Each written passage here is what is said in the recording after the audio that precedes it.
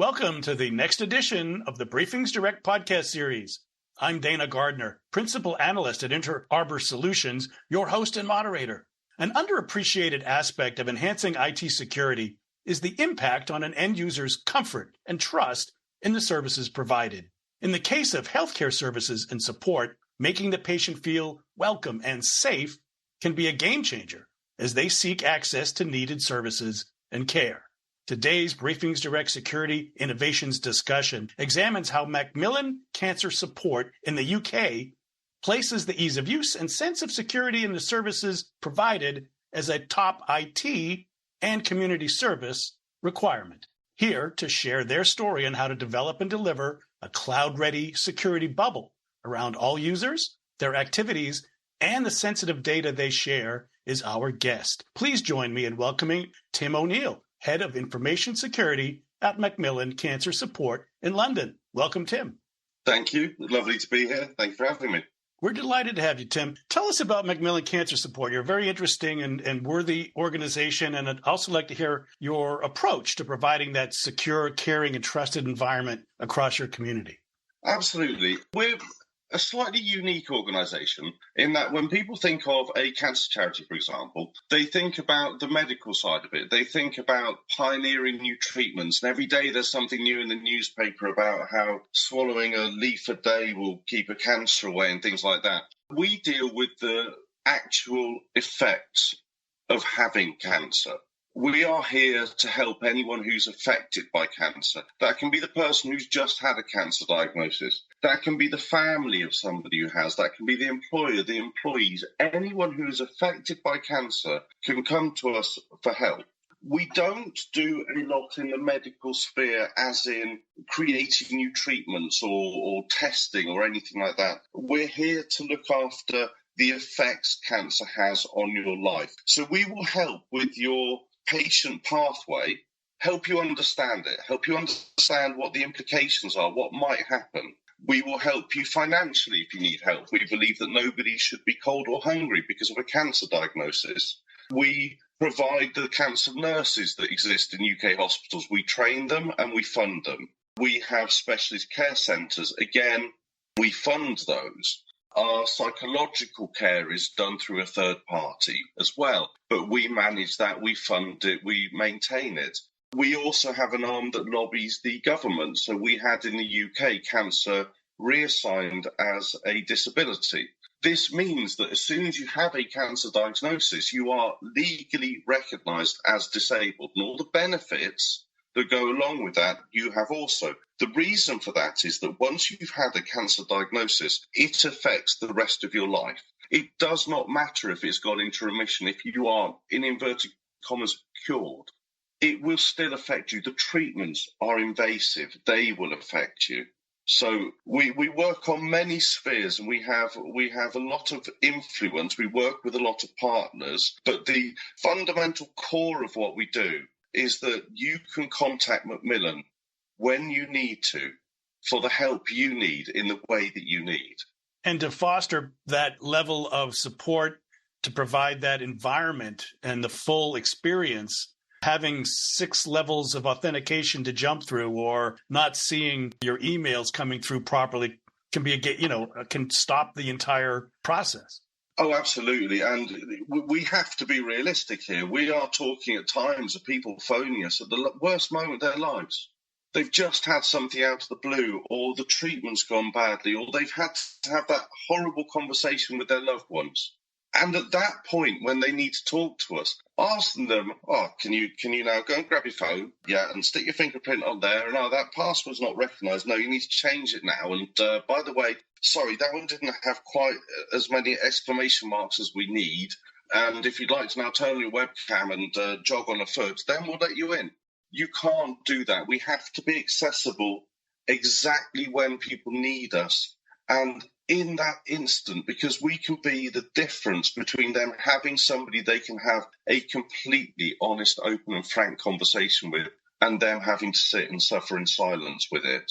Well, I don't envy you your position, Tim, because on one hand, you have sensitive healthcare and patient data and information that you need to protect. And on the other hand, you need to make this as seamless and worthwhile experience as you can. How do you make that balance? What have been some of the challenges that you've faced in trying to reach that proper balance?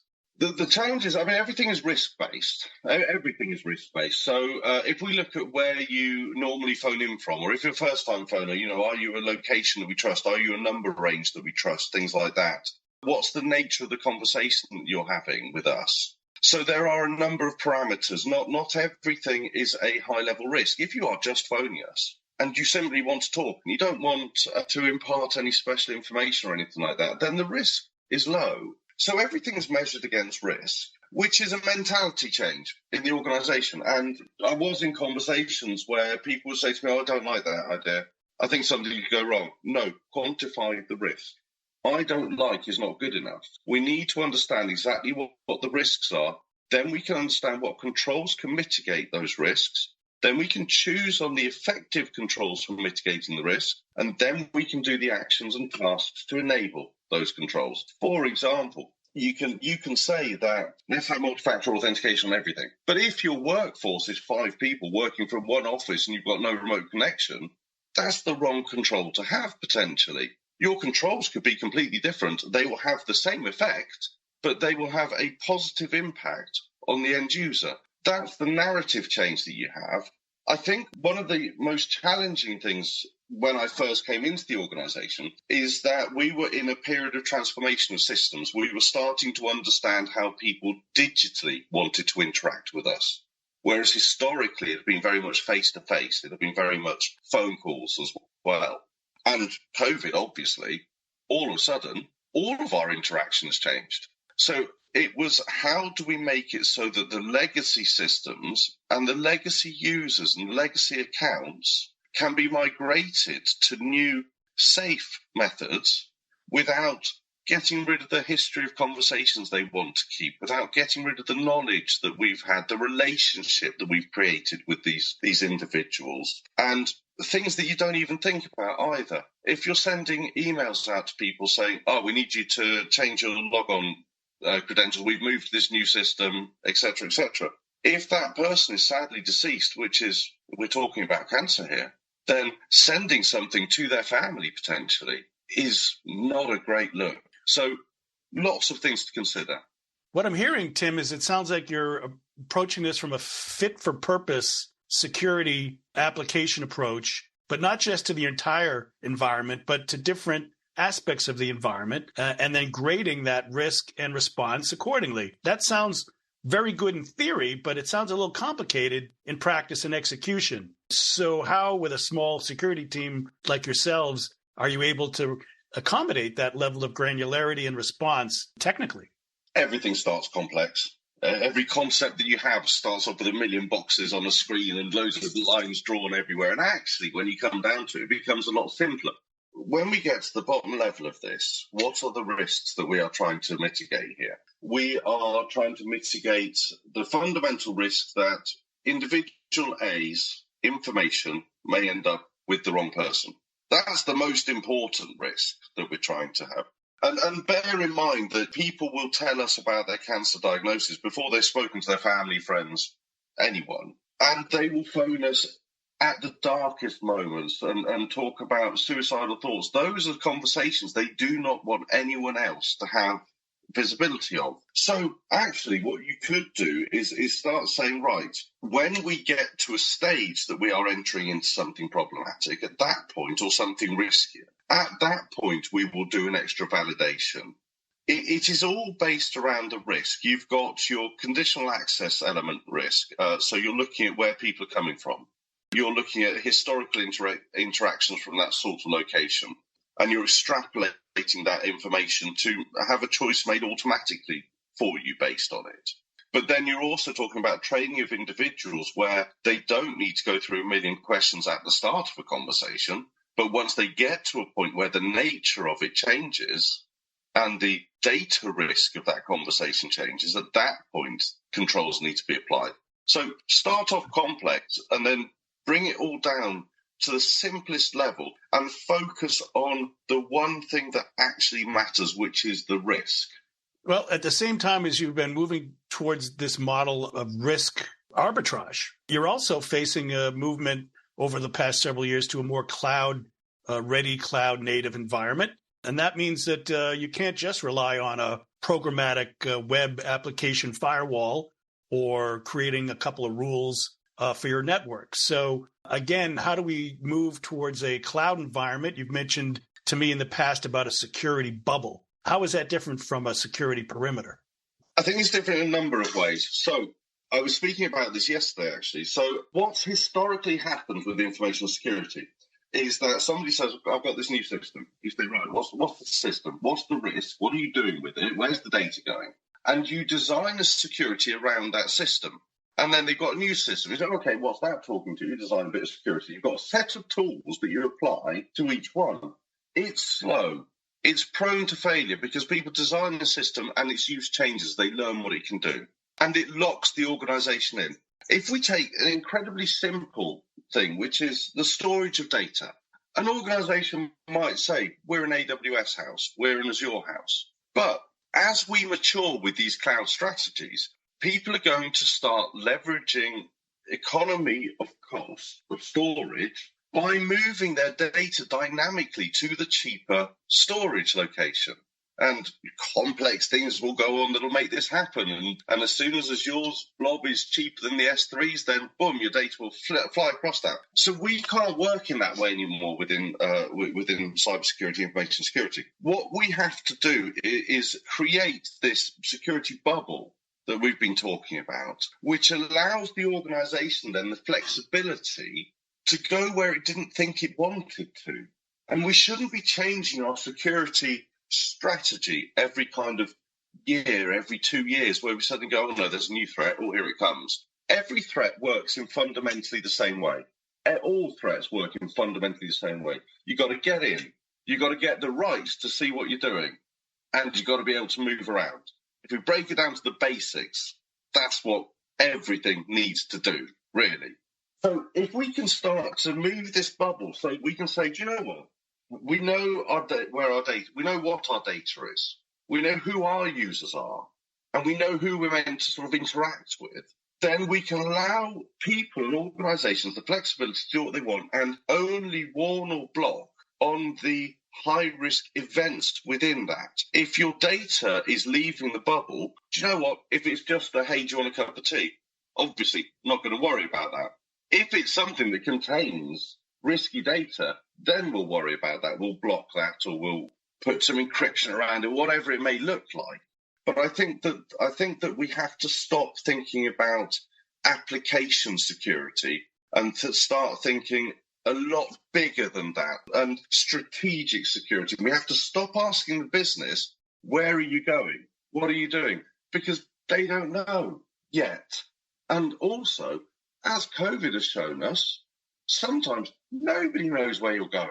Right. We need to be prepared for just about anything and be able to react quickly, but you can't be knee-jerk and reacting to everything differently. As you point out, you need to be strategic. And so part of being strategic, also for an organization like yourself, you're supported by donations, you're a nonprofit, you need to be cost efficient as well. So again, another balancing act between cost efficiency and strategic. How is that something you've been able to manage? Well, I don't believe they're in conflict. I mean, if we look at organizations, I won't name them here, who are huge, who have very big budgets, who spend millions on their, tens of millions on their cybersecurity, have huge teams, and they still get breached. The amount that you spend doesn't necessarily create a graph to greater security. Spending intelligently does. And it all comes from risk. If you sit there and you say, do you know what we're going to do is we're going to go through the top 20 NIST, CIS, whatever it may be, and we're going to spy the best product on the market for each of these and tick the box. Firstly, you potentially thrown a load of money away because half of them you didn't need. It says, oh, I need MFA and I need WAF. Well, actually, it's not MFA that you need. It's not a WAF that you need. What are the risks that those products are mitigating? And then is that the best way to mitigate the product, the risk? It all comes down to that when you sit back and you look at what we do for a living, information security, we talk a lot about burnout in information security world because people keep chasing their tails. Every day there's a new headline about a breach or a new 0 day or a new technique or whatever it may be. And everyone starts worrying about it. What do we do to protect against this? But it's about the risk. And from a risk perspective, all the rest of it stays the same to a certain degree. Very rare that a new 0 day fundamentally changes your risk. Right. And you bring up an interesting point about not only are you concerned about the comfort and sense of security for your end users, you need to be thinking about your staff, the people that you just mentioned facing increasingly in the industry burnout. So throwing another tool at them every 3 days or asking them to check off 16 more boxes every time a new view comes up, it's going to be adverse to your overall security posture. So is there something you look for in how you tackle this? It's also accommodating the needs of your security staff. You'd have to ask them, but they've all still got their hair. Everyone talks about insider threat. And I think it's a terrible thing to be talking about because it's such a small percentage. And a lot of organizations treat their employees as kind of part of the problem or almost an enemy that needs to be monitored constantly. No, I don't care if you're on Facebook at all. I care if you're trying to download something malicious from Facebook or upload something to Facebook. Great, I'll block that. But the fact that you're on Facebook is a management issue, not an information security, not a cybersecurity issue. So we do not monitor things that we do not need to monitor.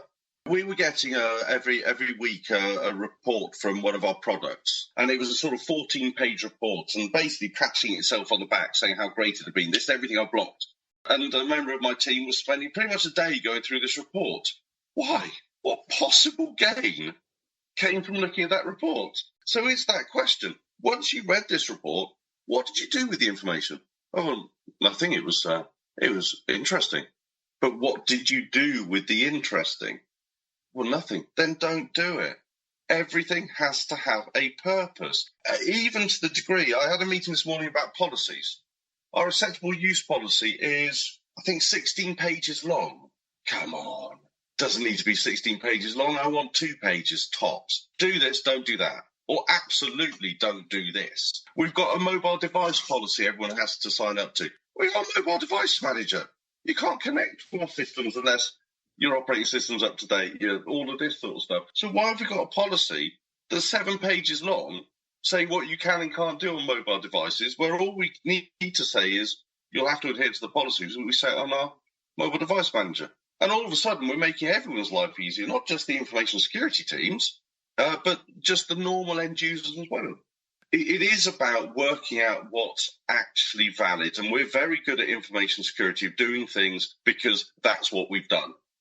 I'm hearing some basic common threads throughout our discussion. One is the fit-for-purpose approach, sort of a risk arbitrage approach, simplicity whenever possible, and increasingly having the knobs to dial things up and down and find the proper balance. To me, that requires a level of automation, a level of analysis and data, and a certain maturity in the way that your platforms and environment can react and provide you what you need. So tell me a little bit about, now that we've understood your challenges, how did you go about a journey to finding the right solutions that can accommodate those security strategy requirements of granularity, fit for purpose, and automation? Yeah, absolutely. So when we go to market to look for a product, usually we're looking at a specific issue we're trying to fix or control we're trying to implement. And a lot of them will do the job that you want them to do, but there are a few other things. Can my team log into it and very quickly see what is important and go from seeing that to the action that needs to be taken? How quick is that journey? So when somebody's demonstrating the platform to me, my question is always, right, how do I get from seeing it to knowing that it's actually something I need to do, to being able to do something about it? That journey is important. Loads of people are brilliant at their pretty interface, but fall apart underneath that. And the other thing is, a lot of these platforms have so much information, but they don't give it to you. They focus on one element. So what value add can you give me that you might not see as a core element, but actually enables me to easily tick other boxes as well?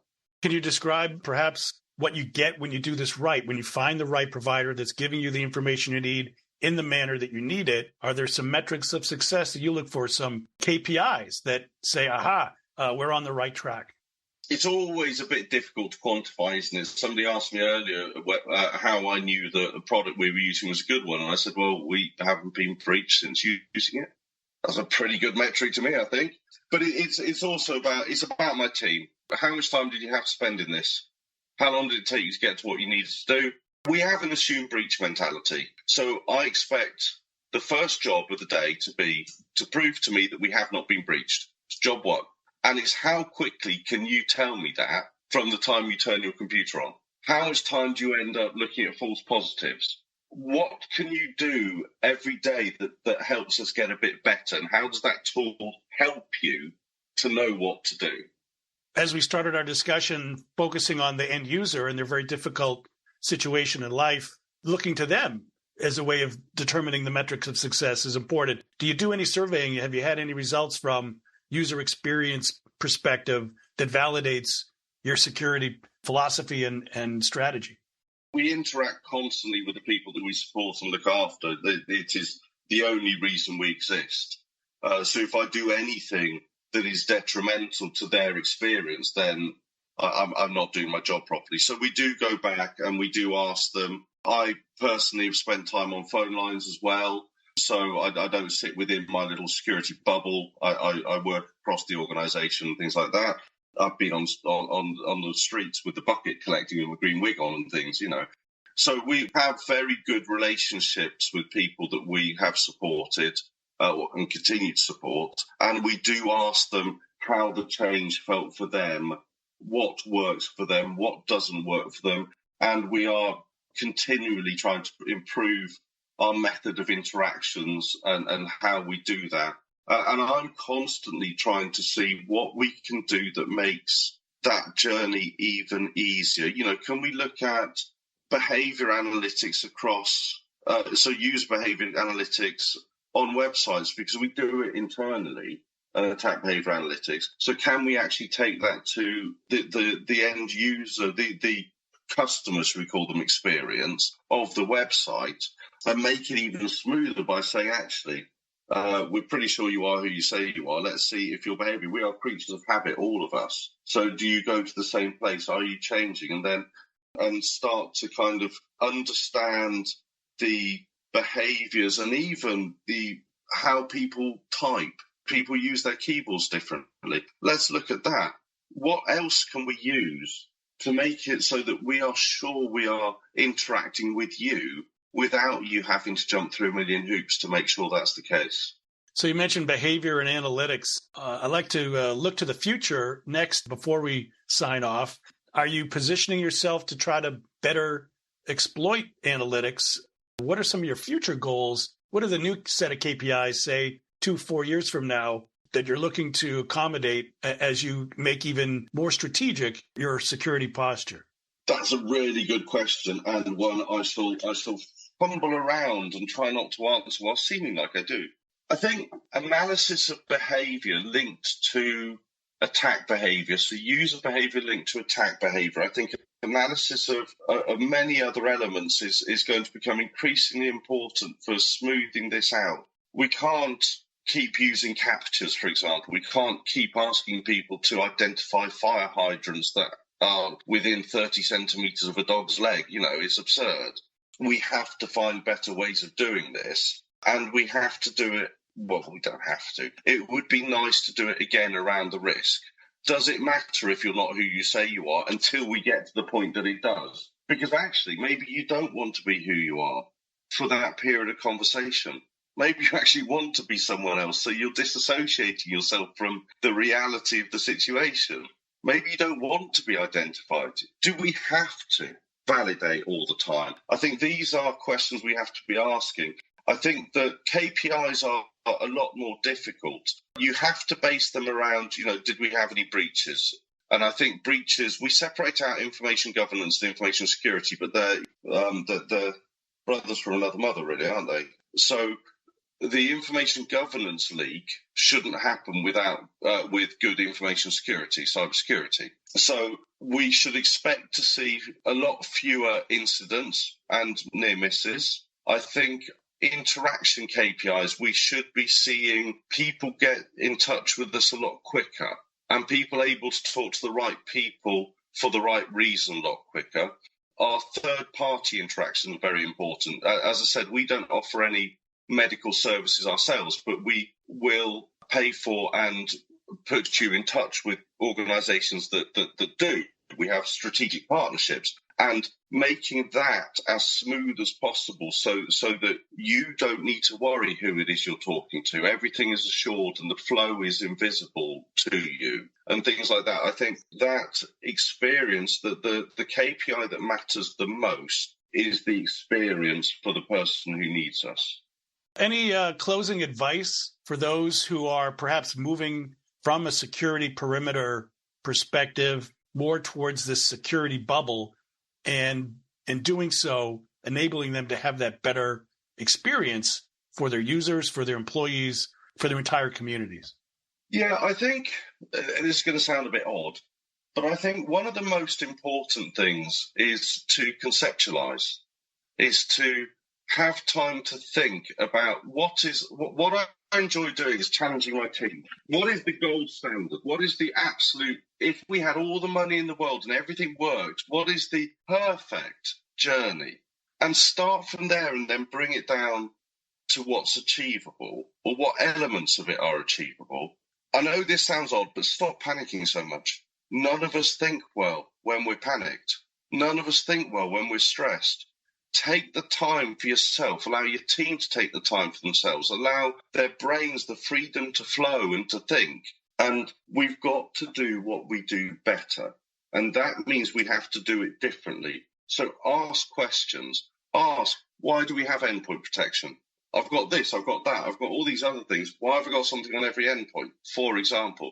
Ask the question, because at least then you've validated what it is truly for and the amount of value it has, and therefore the amount of effort it needs. Stop doing things by ticking boxes, because as an ex-hacker, let's call it, I know the boxes that you tick.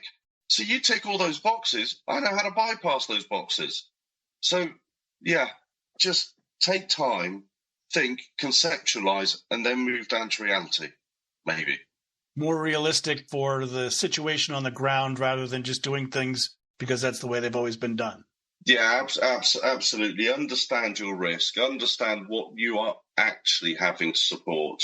This fortress doesn't work anymore. The proliferation of SaaS applications, the desire to allow everyone to perform to their best within an organization, outside the organization, means allowing people the flexibility to work in the way that best suits them. And you cannot do that with a fortress. Well, I'm afraid we'll have to leave it there. You've been listening to a sponsored Briefings Direct discussion on how Macmillan Cancer Support in the UK places the ease of use and sense of security in the services provided as a top community service requirement. And we've learned how this UK health services organization delivers a cloud-ready security bubble around their users, activities, and the sensitive data they share. So please join me now in thanking our guests. We've been here with Tim O'Neill, Head of Information Security at Macmillan Cancer Support. Thank you so much, Tim. Thank you. Thank you very much for your time. You bet. I'm Dana Gardner, Principal Analyst at Inter Arbor Solutions, your host and moderator for this ongoing Briefings Direct discussion. A big thank you to our sponsor, Bitdefender, for supporting these presentations. And also a big thank you to you, our audience, for joining. Please pass this on to your IT and security communities, and do come back next time.